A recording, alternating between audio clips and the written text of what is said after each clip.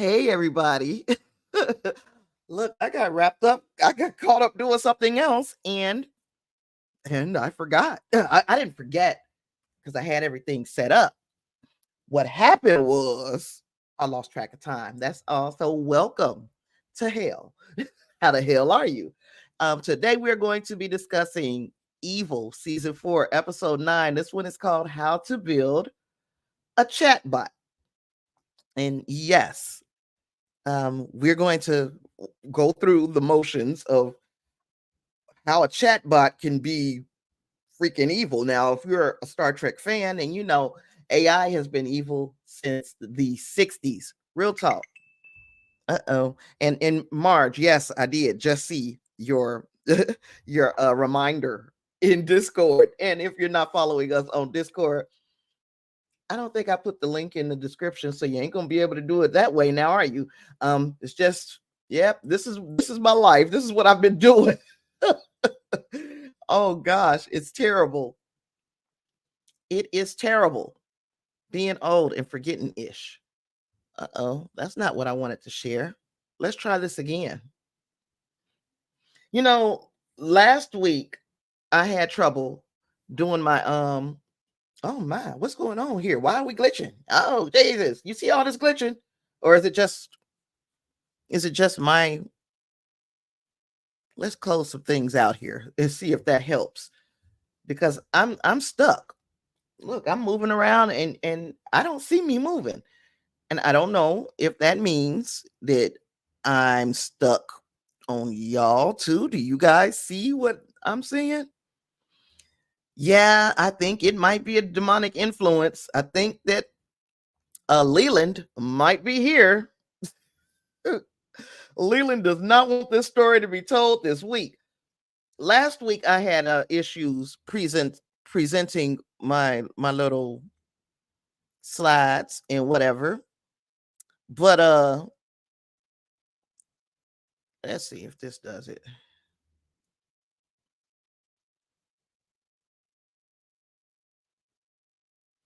Why does that keep doing that?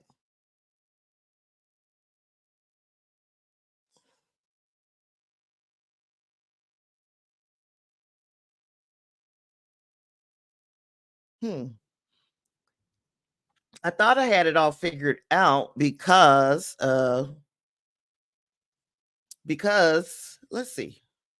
I thought I had it all figured out because last week the the um the app that I use to do this was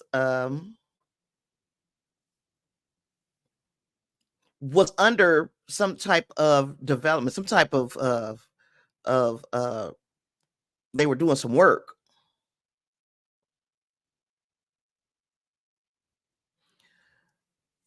Oh my goodness. I don't know why I'm stuck like this and I'm trying. Can y'all hear me?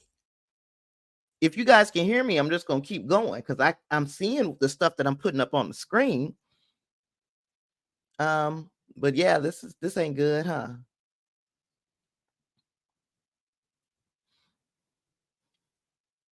Okay, so you can hear me. Well, shit, show must go on, right?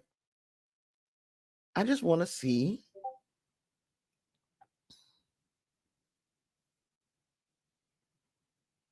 Oh gosh, I don't know what's happening here.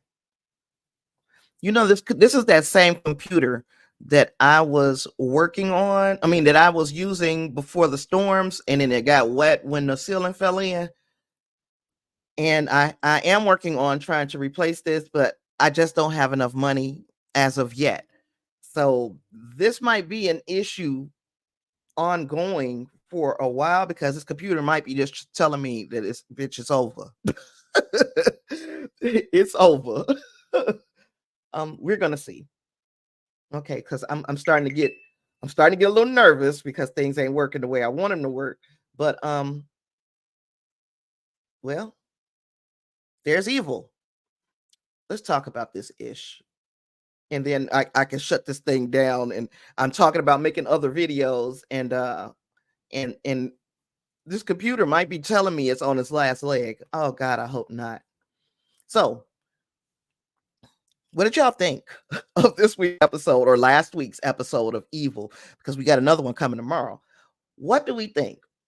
I see it as a full escalation of like Leland's evil plot. And I don't know if some of the events of this episode were planned by Leland, like, or Leland seems to be 2 to 3 steps ahead of everybody. When something happens, it is nothing for him to turn it on its head and make it work to his advantage. And we are going to talk about the chatbot part of this episode, but we're also going to talk about how Leland might be just playing everybody. And he's always ready. Put it like that. So we jump this thing off with Father Ignatius hearing from an old friend. And I put, has this man been through enough? Because we've already seen him being consumed alive by the grief demon, Tommy. And we've also seen him lose what arguably could be called the love of his life. The love of his life was his friend, the Monsignor. I think his name is, I can't remember his last name, so help me if you know it. But I know in this episode, his first name is Matt.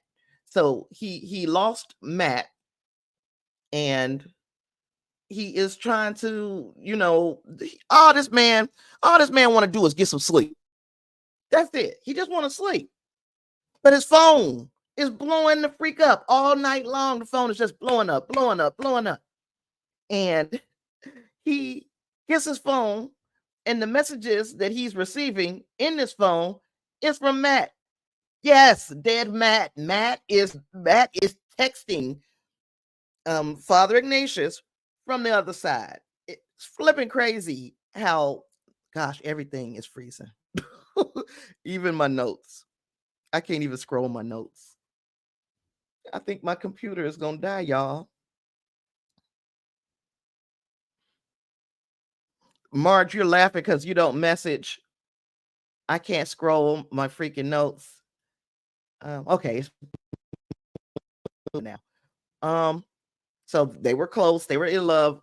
Ignatius was devastated at the loss of his friend, but now here he is receiving his phone calls from the other side, and he thinks that it's Andrea, that she is trying to give him some type of grief therapy through these crazy messages from his friend, Father Ignatius' deceased friend. And he realizes once he's in her presence that it's not her, because the phone is ringing and she's standing right there in front of him. Yes. So and then we learn, after the our holy trinity of assessors come to work, we figure out through Ben, because Ben is the smart, he's the one that's going to figure all this tech stuff out. He was like, hey, that's a chatbot. That's AI. And Father Ignatius remembers that, there was this Last Connections, that's the name of this company, who had pitched this AI to him, and they put him in a beta test that he called, I think, an alpha test because he's old, but they put him in a beta test. And in that beta test, they took a lot of his information from his devices, including messages that he has shared with his friend. So now they think there's something going on with this Last Connection bot. And Father Ignatius says, yeah, they said something was going on. They actually think it's possessed. So now we know that's where our team is going next. They are going to find out exactly what's going on with Last Connections. And when they get there, they meet who was it? A guy named oh gosh, I didn't write it down either. He's the ethics chief of Last Connections. So he said over a period of time, 3 people have announced that they were using this chatbot, and that it went nuts on them and started spewing all kinds of blasphemous rhetoric at them. And this ethics chief is like, look, we not releasing this to the public until we know exactly what's going on. And that's put them on the case of, let's figure out what's going on. So now they thought at first that it was just capitalizing on people who were religious, and that this religious kind of rhetoric would affect. So they scrubbed their AI of all religious inferences, and it still didn't work. It still didn't work. So what we learned about this, when the demon or demonic presence shows up in these chats with their clients, is when they use 3 words. In the 3 words, if I can find them, the 3 words are Jesus, pillow, and Michael Bay. I guess that's really 4 words, right? And do people really have conversations that contain all 3 of these terms? Jesus, pillow, and Michael Bay. I don't think that I have had one conversation in my entire life that would have any need or any use for all 3 of those words being used at the same time. But here we are. Jesus, pillow, and Michael Bay. Those are the activating words to bring the demon out. And Michael Bay. Let me see. You said you're worried about Ben, Marge. I am too, because Ben, during the same time when we're learning about Michael Bay, pillow, and Jesus, we're also learning that Ben has seen the psychiatrist whose address his mother said in this episode. She said it on one of these grief bot chat bots. She gave an address to a psychiatrist, and Ben went to go see this psychiatrist. And the psychiatrist said, you know what? This is how you can get the jinn out of your head, because, he's been seeing the jinn, whether he likes it or not. And he kind of goes into this fugue state when that jinn is present in his head. And the only way that he's been able to block the influence of the jinn is by wearing a tinfoil hat and sleeping wrapped up in tinfoil. Yes, yes. He's like a gigantic baked potato, and that's not my joke. They said that right in the episode. Speaking of the episode, before I go any further, I did not tell you guys what this week's message was, and I know Marge can't see these messages, and I didn't make a little sign at the top of my slides again.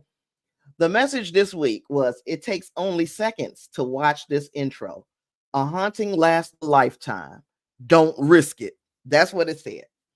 So there's that. Hope you guys all saw that. Oh yeah, I forgot about them paying the church $750,000 as well. Thank you for reminding me of that, Marge. But they've got this, that the church is now been contracted to look into the grief bot. And each one of our main characters, David, Ben, and Kristen, all use the grief bot, but they all use it in different ways. Because Ben, his idea was he's just trying to figure out how this thing works. He's really not trying to reach out and touch anybody on the other side. But his sister was like, look, we got to use this thing if we're going to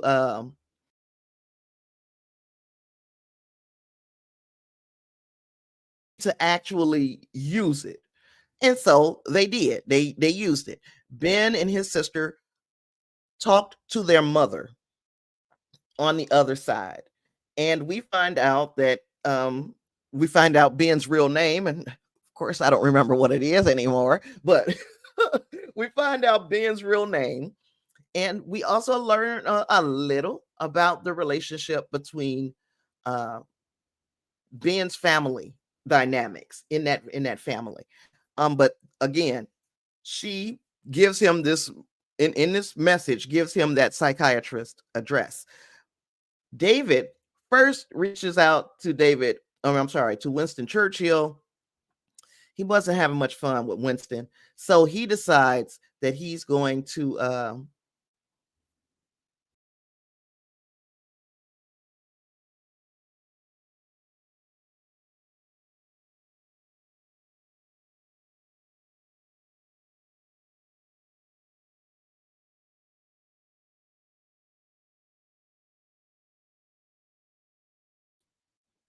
everything just crashed. I'm sorry, y'all. I'm sorry. I said uh-oh to Clarence because I don't know what's happening. I told y'all this computer got really wet when the ceiling fell in, and I'm still working with it. I'm trying to stack up enough money to get a new computer, but until then, we're gonna have to hope and pray that this one holds up because God, I can't believe that happened. Okay, let's try to pick up where we left off from. Um, let me see. Okay, but at least I'm moving now. At least I got some animation going on myself. I may have lost anybody else who was in the chat because there was about 6 of you, and now it's 2. But that's okay. We can keep show must go on. I don't know what I was talking about when things went left. Because I was still talking until I realized that the screen had done what it did. Anywho, let's try to power through this. I'm telling you, it ain't nothing but Leland. It ain't nothing but Leland and now. Everything's working now. Great. Thank you, Clarence. Justin is here too. Great. Let's keep pushing forward. I forgot where. Oh, so David calls up Winston Churchill, decides I don't want to talk to Winston. He calls up the deceased girlfriend, Julia. We met her a couple seasons back. Well, Julia is the love of David's life. And this chatbot, Julia, she knows exactly what to say to push the emotional buttons. This chatbot, if that's what it is is extremely intuitive, and it does an absolutely fantastic job if you're looking for this type of thing. um it does a fantastic job of using the information that is stored on people's telephones and in their computers, and jarring pulling from their memories of the person to make this chat bot lifelike, animated, 3D, almost really 3D, because we can remember there was a point where David turns his camera to the mirror, and you can see her laying right next to him. Now that's some damn good tech. I don't know where Elon Musk is on this, but he needs to be on working on it. I don't know. Let me know in the chat if you would try it. If you would try to use a chatbot like this to get back in touch with a lost loved one.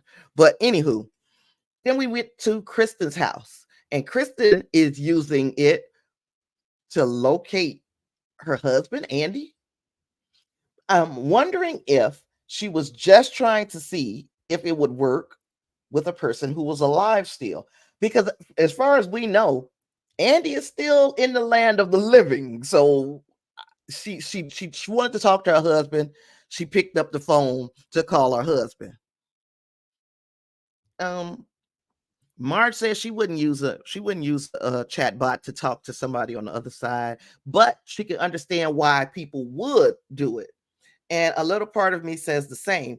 And you know, and I know the phases of grief are for some it's a lot longer than others, stages of grief. And I feel like I'm still in one of the stages of grief of losing my dad. I still kind of go there in my head.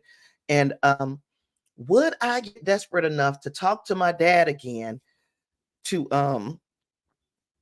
would I be desperate enough to use a chatbot like this? And I don't know if the answer is yes or no, because today I feel like, oh no, I had all these years with my dad, I'm good. But sometimes a person may feel, lost in a moment, and then this starts to become more attractive to them. So I think Julia did take her own life. Yeah, if I remember correctly, she did. So that makes it even more uh when you want to have that last conversation with somebody and get the answer to the question why. So that's what David used it for. Kristen uses it to pull up her husband, who is again not deceased. And that conversation, it was dry. And maybe that is pointing us to the fact that Kristen and her husband, she might be realizing that besides raising these kids and the things that they did before they had children, that this at the phase of her life that she's in right now, Kristen may be realizing that she and her husband don't have much in common. And that is why the conversation wasn't as lively. It didn't tug at our heartstrings or anything. Yeah, I feel like they're trying to get us ready, mentally prepared for Andy's demise. But she also decided that if I'm not going to talk to my husband, then I will talk to David. And that, of course, is no surprise. There's been a kind of a romantic slash sexual tension between these two characters since the beginning of the series. But David was on some other stuff. Baby, I had to fan myself some of the stuff that David was saying. I had to put my fingers in my ear because David was a freak. Chatbot David was a freak. And yeah, you might get all into this conversation until he starts calling her the whore Babylon and telling her that she's an adulteress and all of these things. He says some very ugly things in Latin and in English and in other languages. But um I'm still not getting the Jesus pillow, Michael Bay. And of course, that continued to be a part of the chatbots MO, but it really didn't matter. Whatever the phrases were, it didn't matter because this chatbot just went off the rails for no effing reason. She said David was indeed a freak. Yes, this David, baby. When I tell you, I was like, oh, Father Acosta, you kiss your mother with that mouth? I mean, I know you might do. Let me not go too far left. I don't want to alienate anybody out there. But okay, so David was a freak. Yeah, David made me blush. It takes a whole heck of a lot to make me blush. But David was a freak. He said some horrible things, but she also got the chatbot to say some of the horrible things that they were looking for. So I guess that was a win. Um, Moving on, we got Leland and Sheryl, and their little private war is still marching forward. David knows. David knows that Cheryl's about to come back to work, and when she come back to work, he's gonna be ready for her. Leland, have I been saying David? I mean Leland. If I said David, I'm sorry. So Leland knows she's coming back to work, and he's getting ready. He's got knives built into all of his devices, his briefcase, his cell phone, everything. He's making sure that if Sheryl comes back and tries something, that he's ready. But guess what? Cheryl's not no fool either. She wasn't born yesterday. She's getting ready as well. She got on a Kevlar dress. And let me tell you, that dress was bad as you know what. It was bad. It's a pretty dress. I would rock that dress if I had the figure that Sheryl has. But she was ready. She was ready. He was ready. And now they're face to face with one another back at the whatever the name of their company is. She's there. And when she gets there, Leland does attempt to assassinate her. Again, he attempts to kill her. But he realizes now that she's ready. Cheryl's armored dress was everything. Everything. It was stylish. It was functional. It had all the bells and whistles. I was here for Sheryl. And that glass ceiling. And we got to talk about that scene because you remember that Sheryl has been relegated to a corner office in the basement, kind of below Leland and everyone's where the men meet up. And her office has a glass ceiling where she can look up and see the men walking around and everything. And it is not enough room in there. It's not enough room in there for her to even stand up straight. And then the glass ceiling by the women, because Sheryl, which this part fooled me because I was kind of thinking that Sheryl wasn't getting through to the women in the company. But it seems like they do. They have a solidarity, and they are all following Sheryl when she says, look, now is the time that we need to start asking for what we deserve. We need to take over this company. And the women get together and put together this plan. And part of the plan was sabotaging the glass ceiling so that when the men came into their office, the weight of these men would break the glass ceiling and it would free Sheryl. So this is what happened. They come in the room, the men came in the room, and as they're walking around, they are breaking the glass in the ceiling, and then they start to fall through. Sheryl sits in the middle of this mess. She didn't even clean it up because it was just, I guess that is like a badge of honor for her to see that glass ceiling break and to sit in the middle of the wreckage. But the manager wasn't feeling all of this. He's like, look, I'm tired of y'all and y'all games. You guys are playing games and I'm tired of it. And don't make me turn into a monster. And gosh, I hate when my phone does that. Don't make me turn into a monster. And Sheryl is like, look, you won't have to turn into a monster if you give us bonuses. If she had some stipulations, she and the other women, they had some stipulations. And he was like, one of the stipulations was that the manager fires Leland. Now, the manager was willing to acquiesce on all of the other stipulations for the women, that he was like, I will not fire Leland. He saw Leland as a like employee of the month until you don't get to play brinksmanship with the Prince of Darkness. I'm glad you remember these lines. But the manager, he was standing behind his man, and his man being Leland. That is until Sheryl pulls out the picture of baby Timothy, and of him and the priest and Father Ignatius and Sister Andrea after his baptism. And she says, Leland got that baby baptized.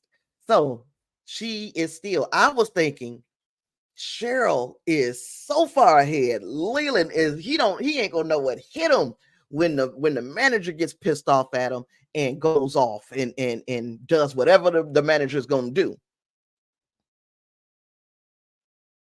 Man boobs and belly and everything, all of that. All of that. Yes, I agree. I'm used to his freaking appearance at this point. It was shocking and it was kind of crazy at the first time I saw it, but after the first few episodes of seeing him, it was like, yeah, this is normal. But on Cheryl's revenge tour, she looked like she was gonna get everything she wanted. She wanted Leland's position. She wanted him gone. She wanted that baby away from him. And the manager was like, you can't have anything else to do with this baby. When he finally got rid of Leland because of the baptism. And Leland didn't put up much of a fight. And that kind of is shocked and surprised me. But anyway, let's go back and talk again about the chatbot, which is, to me, as interesting as it is, it was the least interesting part of this episode.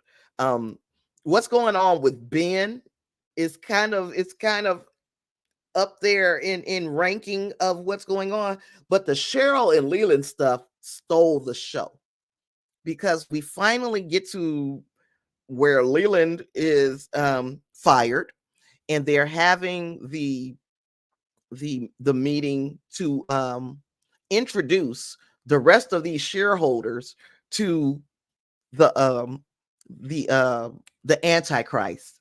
And when the manager gets and takes stage, when the manager takes the stage for his presentation, he announces a different baby as the Antichrist.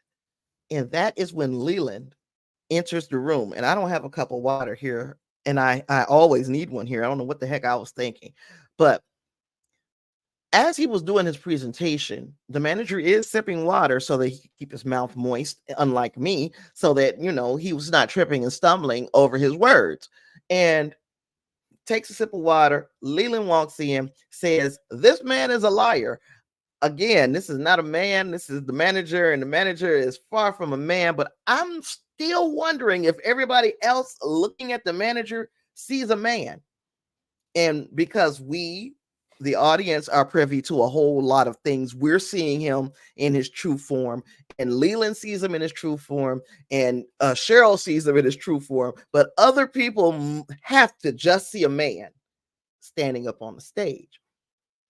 So Leland walks in. This man is a liar, and he goes and walks up to the stage, and I'm thinking, now we're about to see the manager tear Leland limb from limb. Except that ain't what happened. That is not what happened. What happened was the manager starts literally choking on his words. And as he's choking on his words, Leland is just standing there because Leland knows that he has poisoned. He's poisoned the manager.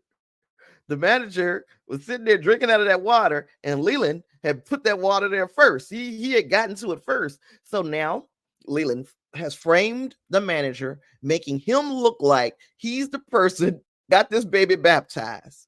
He poisoned the manager. And well, on top of everything else, he uses his little devices that he had to be prepared for Sheryl. He uses those to to open the manager up and eat his heart. Ate that thing's heart. Leland literally has blood on his hands. He is literally covered in blood. He got blood on his hands. He got blood on his face. And then he said his will be done. So yes, we could call that a corporate shakeup. This is kind of the worst kind of corporate shakeup. So I'm trying to. Oh, can't forget why Leland said baptizing Timothy would not be enough. You can't be enough. It won't be enough because of who his biological mother is. His biological mother, who's in the back row, is Kristen. He Leland used one of Kristen's eggs and used it to what do we call it? Artificially inseminate Leslie and to bring forth the Antichrist. So I'm trying to find what he said, and I have it here, but I can't because he's like, it doesn't matter whether we use this magic water to baptize this baby because you can't get past the fact that his mama is in essence a whore. That's basically, I'm not calling her that. I like Kristen. I'm not calling her that, but that's exactly what Leland, that's where he went with it. I had those exact words and I cannot find them. Do do do do do do do do do do. I can't find it. Now, does anybody else remember what exactly he said about her?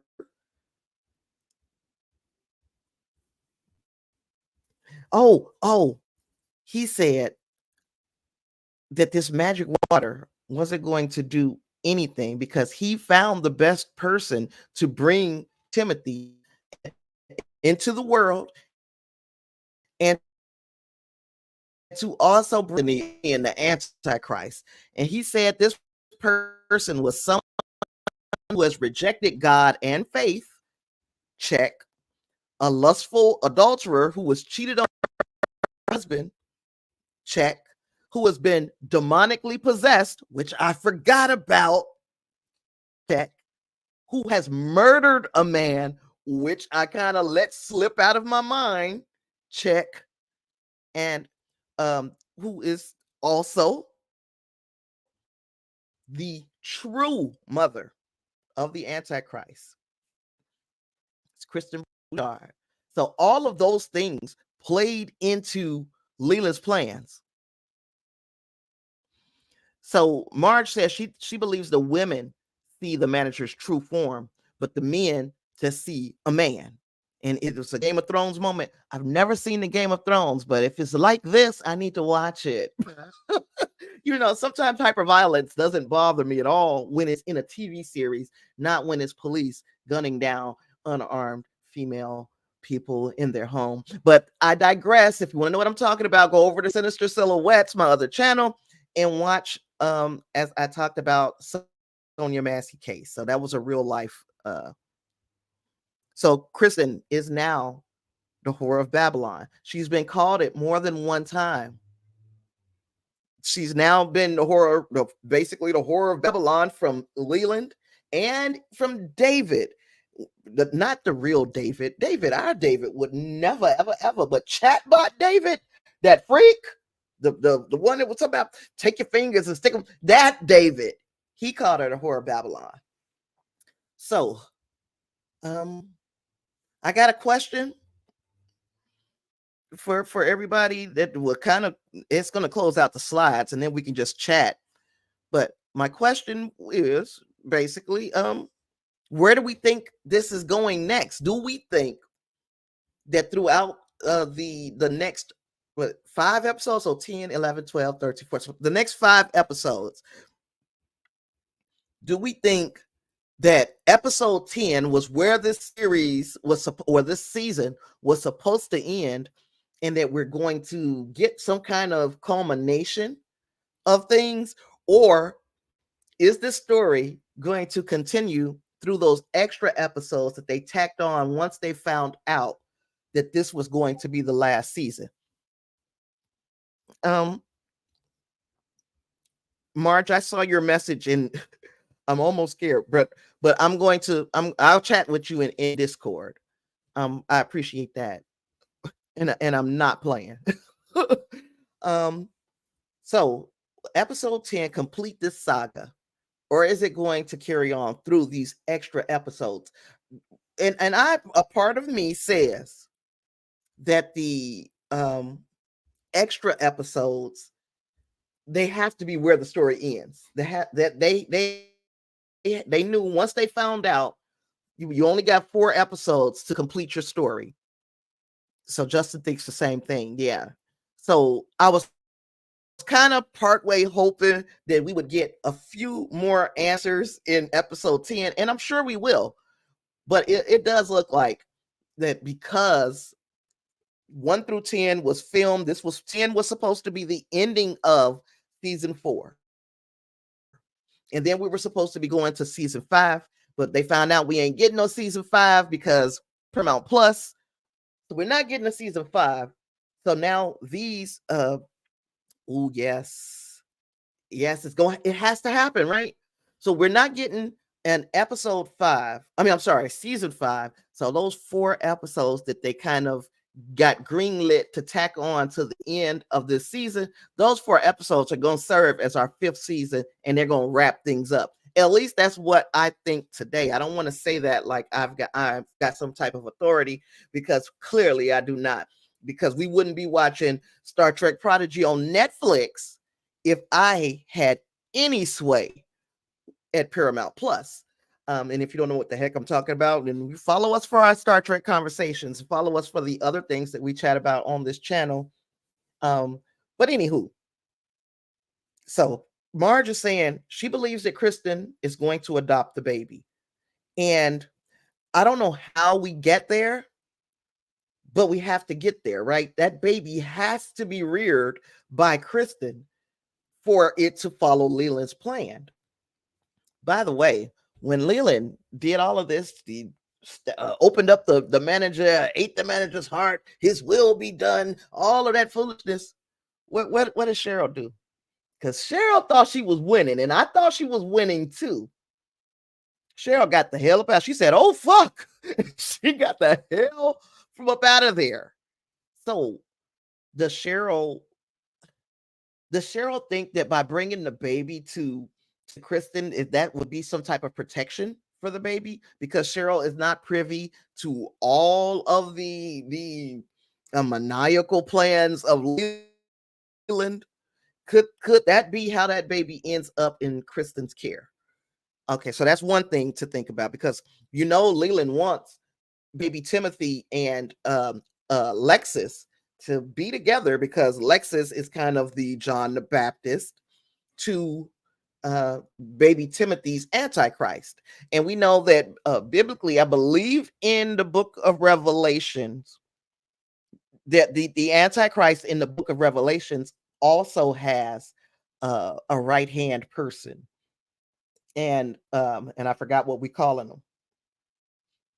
I will have to go back through the book of Revelations, and that's horrific. Marge says Sheryl will be back in the family somehow. Yeah, she has to be, because Kristen has already said that, look, just because I'm not about to let you be out here on this island when you're hurt, doesn't mean I'm inviting you back into the family. But she's going to get back into the family, and she has to. What else? What other questions? David's father and his wives. Do we get to see them again? Do you think that that's a storyline that we need to go back to and revisit, especially since one of David's father's wives, Lord, that was a mouthful. One of David's father's wives had a baby, and that baby, us looking at it, because we are part of the team and we're seeing everything exactly how it is. That baby was a demon.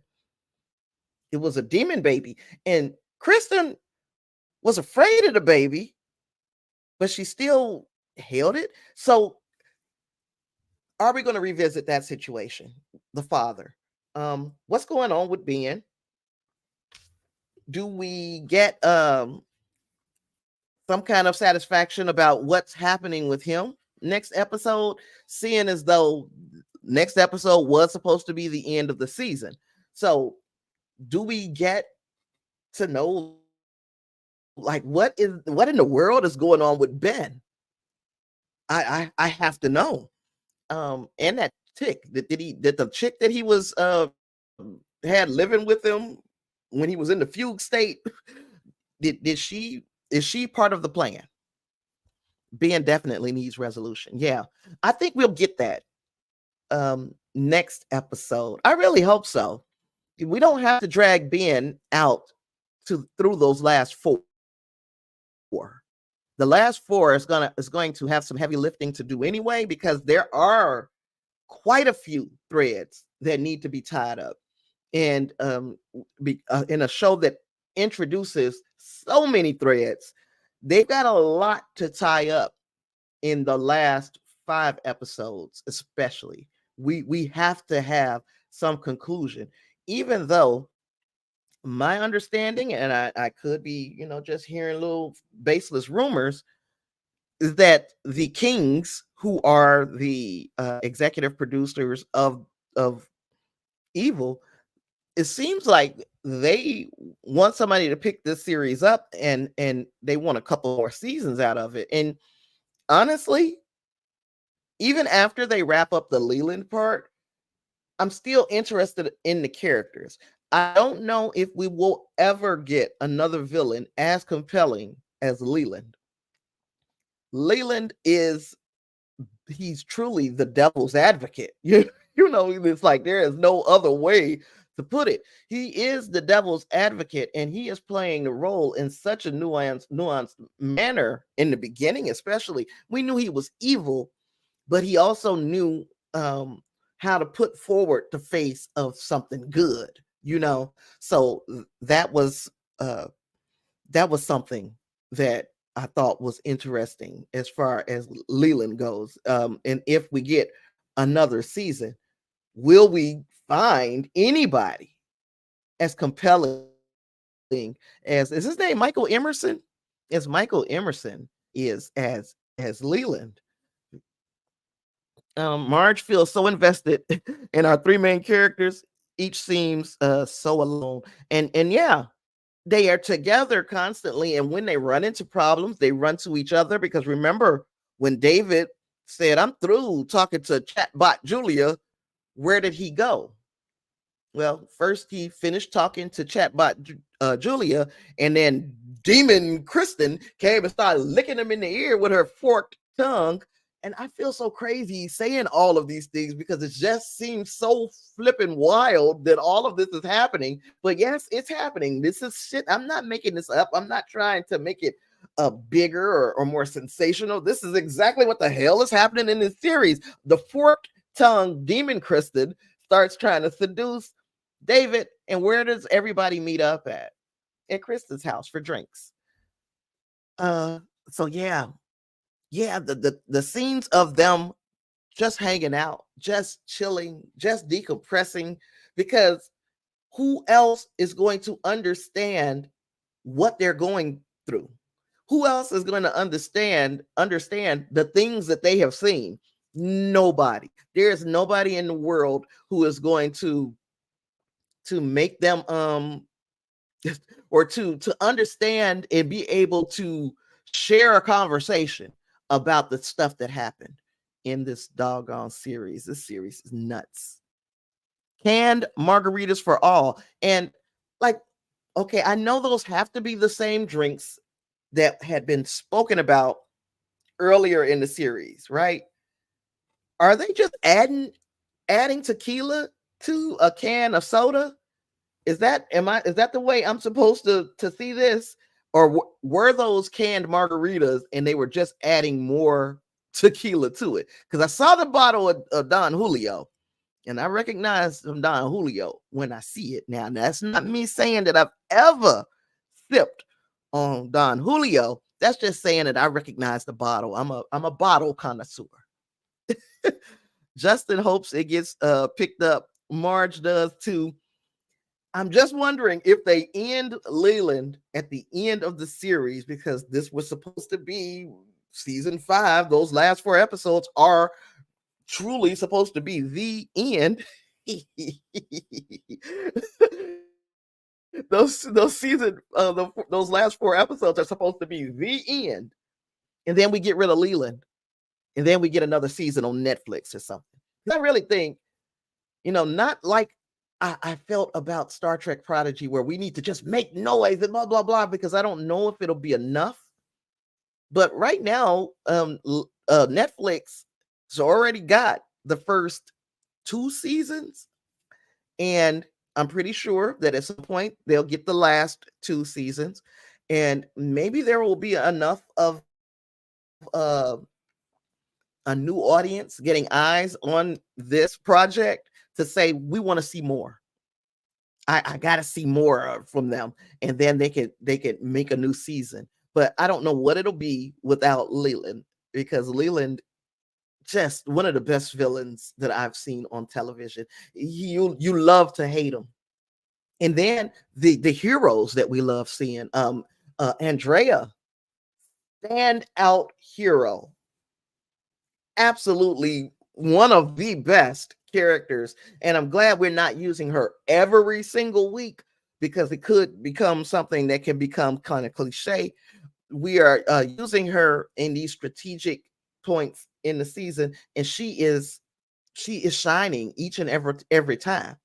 She's shining each and every time. Justice says if they have a chance to get picked up, they'll have they'll leave Leland's fate open, but if not, they'll tie it all up in 4 shows. Well, I mean, it's already done. So if they haven't already been told that they're going to get a season 5 somewhere else, season 4 is in the can. We're going to see the last 4 episodes like right on the ass of these 10. So I hate that it's an abbreviated, that those last 4 episodes are an abbreviated season 5, but I'm glad that we're getting some kind of closure, because I just hate when series end out of nowhere, and we've become so invested in the storylines, and then we don't get to see them. Sometimes I can't see what these emojis are. What is that an emoji of? I can't see. So yeah, it's just, there is a lot. There is a lot that I like to see. There's a lot that we need to see, and I'm pretty sure that they're going to tie up as many loose ends as they possibly can in these last few episodes. And I cannot wait until 2:00 this morning, maybe 3, because that's what time they bring the babies to me. So the babies will be in here at 3, and I'm gonna make sure they go right back to sleep so I can just watch episode 10 first thing tomorrow morning. So yeah, I'm that excited for this next episode, and I'm literally almost like fell out of my seat after I watched this week's episode. Is there anything else that I didn't talk about that y'all think is worth mentioning in this wrap up? This was, the whole season has been so good, and it's done a fantastic job of building. Each episode is building on the one before it, and each season, of course, is building on the one before it, and we hopefully get a satisfactory conclusion, because you know how it is when they start tacking shit on, how sometimes we can be lazy about it. The Kings don't strike me as those type of showrunners. Yeah, we gotta know more about being in that damn doctor, and why, because that wasn't his mama. Of course we know it's not his mama because it's a chatbot, but we also know that this chatbot is like implanting these subliminal type messages, not just to Ben, but to David and Kristen as well, and to anybody else who is using the AI, who used it before they decided that they are never going to make it public, because that was decided by that company that if you get it, don't download it. Nobody should use this chatbot, but it was just too much money, and the company was like, forget the people, we need this money. So they are going to put it out anyway. So I got a feeling we'll see the chatbot again. Do I feel worried about the potential of chatbots? There was a time where there was and I forgot what it was called, but that's exactly what it was. It's like you build yourself a friend in the in a chat bot, and then you sit up at night and you ain't got nothing else to do, you talk to this thing. And I played around with the chat bot, um and it was so rudimentary and so uh, just basic that it was nothing to be afraid of, right? The using the chat bots like Chat GPT, Gemini, Claude, who else? Perplexity. There's a lot of them. Yeah, there are so many of them, but those are the ones that come to my mind as soon as I say chatbots. Seeing what some of those things are capable of, and they're still like at the ground level of what they will be able to do. Yeah, I'm afraid. I'm afraid because a chat bot is only going to give you back what it knows you're looking for. So if I'm looking for top 5 ways to give myself a haircut without looking like I had to put a bowl on my head, if I was looking for that, that's what the chatbot is going to give me. If I'm looking for something more sinister, that's what the chatbot is going to give me. Now, it's going to give you little warnings like, don't do this, but don't use this for that. But if I'm looking for one thing, chatbot gives me the answer. The chatbot confirms everything that I'm thinking about. Just like they say that there's inherent racism in the chatbots, because some of the people who are programming these bots have these biases, and they may not even realize they have these biases, but they have these biases, and the chatbot, the program, is picking up on those things and magnifying them. So, for instance, I said, I'm an African American woman who talks sports and blah, blah, blah, and give me a compelling introduction for a video. And the chatbot started talking about chicken wings. And I bullshit you not. I'm not playing. It said that I would be, it said, picture this, it gives you a whole scene. It sets you up like it's a movie. So it said, you're sitting on a couch with a half-eaten plate of chicken wings. That's what the AI said. Why? Why? Because it has these uh, stereotypes built into them. Yes, that's exactly what that thing says. That talking about some goddamn chicken. Now, mind you, I love chicken. I don't love chicken because stereotypically black thing to do. I just love chicken. But yeah, half-eaten plate of chicken wings sitting on the sofa next to me. And if you don't believe me, let me see if I can pull it up. Because that was hilarious. I mean, it was hilarious to me. It's not funny though, because that somebody has made this. Um, I think it's gone. I think it's gone. Damn it. Let's see. I need to find out, because I would be like, well, what font should I use for uh let's see. I want to find it because I want you to see that this thing said some chicken, and I am looking for it. Here it is. And I don't know if you're going to be able to see it when I share the screen. but it's hilarious. Mm, I hope you can see it.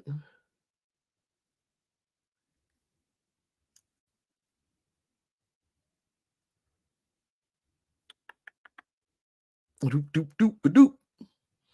You know that little ditty that I keep humming. I don't know if you guys can see it, but that's where it says this thing about the chicken wings. That is one of the great things about the series. It is extremely relevant. And another series that did accidentally was too relevant to what's going on in the world right now, the boys. And I need to do the season wrap up because y'all, you don't need me to tell you all of the things that happen, because if you've been around my channel, you know shit happens to me. but but it didn't happen. It didn't happen to just me. All of us have been affected by some crazy things. And the boys, when we talk about it, when we break it down, it's going to have to be after Deadpool, because I'm going to have to end up talking about, I'm going to see Deadpool, y'all. I bought a ticket as soon as some little monies hit my hand. In fact, it was the money from my Patreon. So thank you, patrons, because you guys will be paying for me. You guys did pay for my ticket to go to see Deadpool. And since you guys paid, I got to come back and talk about it. Now, hopefully I am not going to do no spoiling. I don't want to spoil anything, but so sometime this weekend I will be giving a spoiler. Ooh, excuse me, sorry, a spoiler-free review of Deadpool and Wolverine. That is if I don't disappoint myself and not leave the house tomorrow, because sometimes I feel like I can do some shit and then I end up can't do it. But I really think that I'm taking my butt about this house tomorrow and going to see Deadpool and Wolverine. The Boys. It, of course, The Boys is a satire. It's holding up a mirror to what is happening in the world that we're inhabiting, and it's showing us how stupid it is and how silly it looks. And it got a little too real. Like immediately got a little bit too real. And The Boys was wild. It was. It got a little too real, a little too close to what's going on. Thank you, Marge. I'm sure try to enjoy it. Um, Thank you, Justin.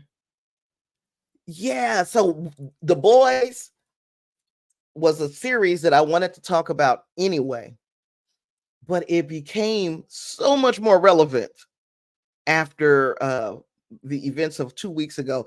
Me and Marge have been hanging out in different chats. And I did a chat yesterday on Sinister Silhouettes, and I said to her the same thing I've been saying for the whole month. I've been saying this. I was saying, oh, last week was the longest year of my life, but July has been the longest year of my life. July, so much has happened. And I'm flabbergasted that it's like every day said that the day before it's like, oh, you did this? Well, tomorrow, hold my beer. And the next day says, oh, you did this? Well, now hold my beer. And it keeps one up in itself. So let's hope that these last few days of July are just uneventful, that there's no bad weather, that our friends' homes are not being just damn near destroyed by tornadoes or hurricanes or political discussions that break up families. It's a whole lot of stuff that has happened this month. We need to talk about all of it, but this time we're just going to talk about The Boys and how it mirrored what's going on in the real world. And gosh, there's a lot of ways, intentional and unintentional. Um, yeah, so because I'm saying all that about the hurricanes and tornadoes, because of course Hurricane Burrow came through, and then she left some residual little weather patterns that she threw around the country. And after I sat here without power for what was it, 4 or 5 days, my sister and her family lost power for 2 days there in the Chicago area. Justin just announced that was without power for a few days, and he's in the Pennsylvania area. And then when Grace's home was hit by a tornado, and he lost, I don't know if he lost power. Don't get me to lie about the power, but his home was hit by a tornado, and there was significant damage done to his home and his vehicle. And this is all in a little community. Our little community is small, and I'm saying my community after the snap, Wind Grace, the Discussing Network, all of us, and then all of our little our fan group is a small little community. But look how many of us was affected by different events, and it just seems insane. Even though it's weather, you know. But it's the same. But yes, I've been getting help. Lots of people have been doing what they can to help me replace some of the things that were lost. I'm so glad that my glasses were. I usually will put my glasses around here, right around here, because this is where I sit and read and all of that. And I'm so glad that I had them glasses on that bed, because if this damn ceiling would have fell in and broke these glasses, me and God would have gonna have to have a talk. I was gonna have a chat with God. Okay, so we've talked about evil, and we talked about all the things that we think about the rest of the season. So we're gonna cross our fingers.